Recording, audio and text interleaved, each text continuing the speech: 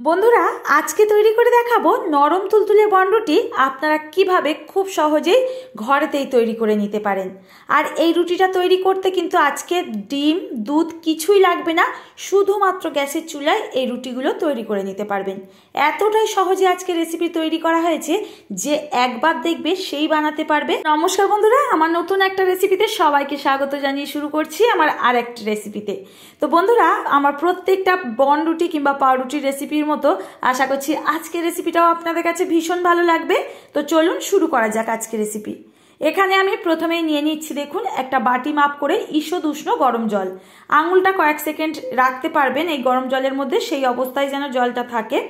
দিয়ে দিচ্ছি এখানে স্বাদ মতো চিনি, মিষ্টিটা অবশ্যই কম বেশি করতে পারেন, আর 1 টিস্পুন ড্রাই ইস্ট। আর দেখুন এখানে যেহেতু আমি কোনো রকম দুধের ব্যবহার করছি না, তাই কিন্তু অবশ্যই করে একটু ভ্যানিলা এসেন্স দেবেন, না হলে কিন্তু অনেক সময় দেখবেন ইস্টের একটা গন্ধ লাগতে পারে, খেতে পারবেন না রুটিটা। তো একটু আমি দিয়ে দিলাম ভ্যানিলা এসেন্স। এই কয়েকটি উপকরণ ভালো করে মিশিয়ে 10 মিনিটের জন্য ঢাকা বন্ধ করে ইস্টটাকে অ্যাক্টিভ করে নিতে হবে। ফিরে আসলাম বন্ধুরা 10 মিনিট পর, আর দেখুন ইস্ট কিন্তু জলের মধ্যে অ্যাক্টিভ হয়ে গেছে। এটাকে এখন ভালো করে কিন্তু মিশিয়ে নিতে হবে। আর এখানে আমি এখন অ্যাড করে দিচ্ছি একই বাটি মাপ করে 2 বাটি ময়দা। আগে বন্ধুরা আমি আটা দিয়ে তৈরি করে ব্রেডের রেসিপি আপনাদের সঙ্গে শেয়ার করেছি, এই রেসিপির ডেসক্রিপশনে চলে যাবেন যদি দেখতে চান আটার ব্রেড, অবশ্যই লিঙ্কগুলো শেয়ার করা থাকবে আর আপনারা ওখান থেকে দেখে নিতে পারেন। তো এই অবস্থায় আমি একটুখানি দেখুন মেখে নেওয়ার পর দিয়ে দিচ্ছি লবণ। লবণটা আগে দিতে ভুলে গেছিলাম, তো লবণটা দিয়ে দিলাম পরিমাণ মতো। এইবার কিন্তু এটাকে আমাদের হাত দিয়ে খুব ভালো করে মেখে নিতে হবে। আর এই সময় যত ভালো করে টাইম নিয়ে মাখা হবে ময়দার ডোটা, ততই কিন্তু সফট আর জালিদার হবে আমাদের এই রুটি। তো দেখুন এখন 1 টেবিল স্পুন মতো রিফাইন্ড অয়েল অ্যাড করে দিচ্ছি। আপনারা এখানে গলানো বাটার দিয়েও করতে পারবেন। তো দেখুন এইবার কিন্তু আবারও মিনিট 5 সময় নিয়ে এই ডোটাকে হাত দিয়ে এইভাবে করে মেখে নিচ্ছি। এখন এই ডোটাকে মেখে নেওয়ার পর রেস্টে রেখে দিতে হবে আমাদের আধা ঘন্টার জন্য। আর দেখুন এটাকে মেখে নেওয়ার পর আমি এখন ওপর থেকে একটুখানি রিফাইন্ড অয়েল ভালো করে লাগিয়ে, যাতে ওপরের অংশটা ড্রাই না হয়ে যায়, এইভাবে করে রেখে দেবো একটা গরম জায়গায় যেখানে হাওয়া বাতাস লাগবে না। তো এটাকে আমি ঢাকা বন্ধ করে দিয়ে আমি আধা ঘন্টা পর বন্ধুরা ফেরত আসছি আর দেখিয়ে দেবো কত সুন্দরভাবে দেখবেন এটা ফুলে পুরোপুরি ডাবল হয়ে গেছে। ফিরে আসলাম আধা ঘন্টা পর, আর দেখুন ডোটা কিন্তু একেবারে ডাবল হয়ে গেছে। এখন এর মধ্যে অনেকটা পরিমাণে কিন্তু বাতাস ঢুকে থাকে, সেটাকে কিন্তু হাত দিয়ে প্রেস করে করে ভালো করে মেখে নিতে হবে।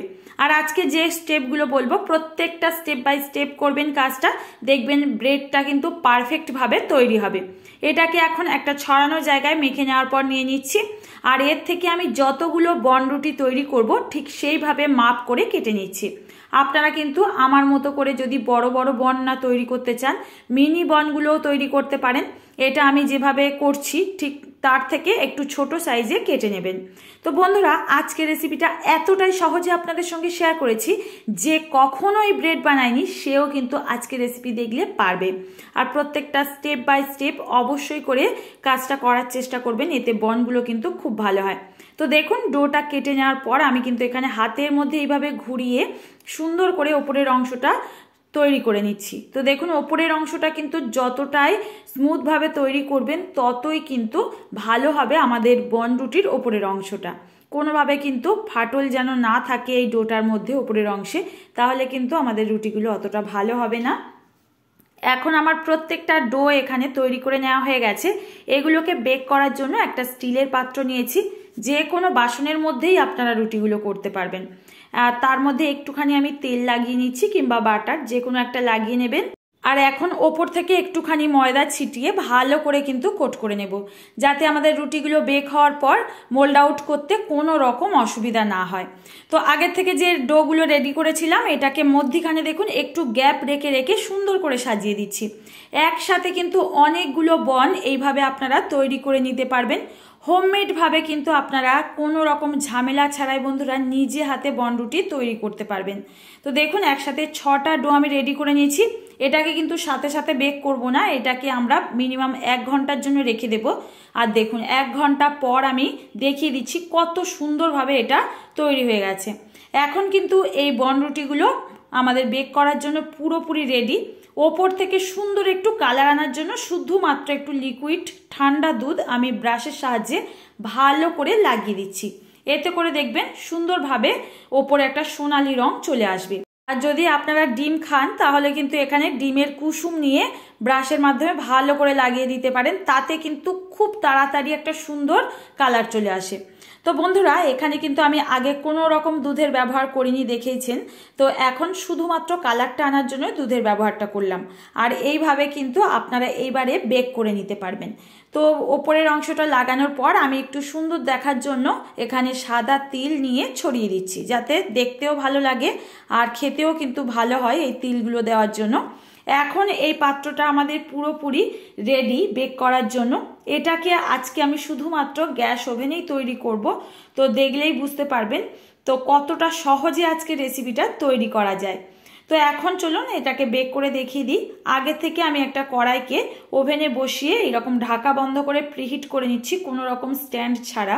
এখন আমি ঢাকাটাকে খুলে নেব। আর দেখুন এই অবস্থায় কিন্তু পাত্রটা অনেকটা গরম থাকে, তো খুব সাবধানে স্টিলের পাত্রটা এর মধ্যে বসিয়ে দেবেন আর 18 থেকে 19 মিনিটের জন্য বেক করে নেবেন, গ্যাসের ফ্লেমটা লো টু মিডিয়ামে রেখে। আর আমার যেহেতু এই বেক করার রুটির পাত্রটা একটু বড় ছিল, তাই কিন্তু কোনো রকম নিচে স্ট্যান্ড দিতে হয়নি। আপনারা যদি ছোট পাত্রের মধ্যে করেন অবশ্যই করে স্ট্যান্ড দিয়ে দেবেন, না হলে কিন্তু এটা পুড়ে যেতে পারে। তো ফিরে আসলাম বন্ধুরা 18 মিনিট পর, আর দেখুন কত সুন্দর একটা কালার চলে এসছে ওপরের অংশে। এখন রুটিগুলো তো তৈরি হয়ে গেছে, আমি উপর থেকে একটু বাটার লাগিয়ে রাখছি। এতে করে রুটিগুলো কিন্তু 1 দিন 2 দিন 3 দিনও রেখে দেন, কোনো রকম কিন্তু এটা শক্ত হয়ে যাবে না, একেবারেই কিন্তু নরম থাকবে। তো দেখুন আমি বাটারটা লাগানোর পর এটাকে ঠান্ডা করে নিয়ে ফেরত আসলাম। আর দেখুন কতটা স্পঞ্জি হয়েছে, দেখেই বুঝতে পাচ্ছেন। এখন এটাকে কিন্তু মোল্ড আউট করে নেব, আর পুরোপুরি কিন্তু ঠান্ডা করে নেওয়ার পর এটাকে মোল্ড আউট করতে হবে, না হলে রুটিগুলো এই সময় ভীষণ নরম থাকে, এটা কিন্তু নষ্ট হয়ে যেতে পারে। দেখুন কতগুলো বনরুটি একসাথে আমার খুব সহজে তৈরি করে নেওয়া হয়ে গেল।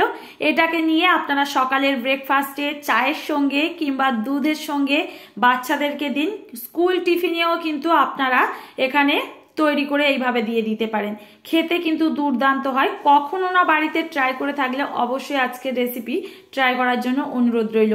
তো বন্ধুরা, আজকে তো মনে করাতেই ভুলে গেছি, রেসিপিটি যদি ভালো লাগে এখনো যারা লাইক করেননি অবশ্যই একটা লাইক করবেন, আর ফ্রেন্ড ও ফ্যামিলির কাছে অবশ্যই কিন্তু আজকের রেসিপিটি শেয়ার করে দেবেন। আর নতুন কেউ এসে থাকলে অবশ্যই চ্যানেলটিকে সাবস্ক্রাইব করে নেবেন, আর পাশে থাকা নোটিফিকেশন বেলটা অন করতে একদমই ভুলবেন না।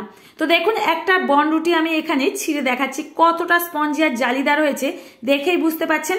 আজ আসি বন্ধুরা, দেখা হবে আবারও এরকম সহজ কোনো রেসিপির সঙ্গে। ততক্ষণ সবাই ভালো থাকবেন, সুস্থ থাকবেন। ভিডিওটির সঙ্গে এতক্ষণ ধরে থাকার জন্য আপনাদের অসংখ্য ধন্যবাদ।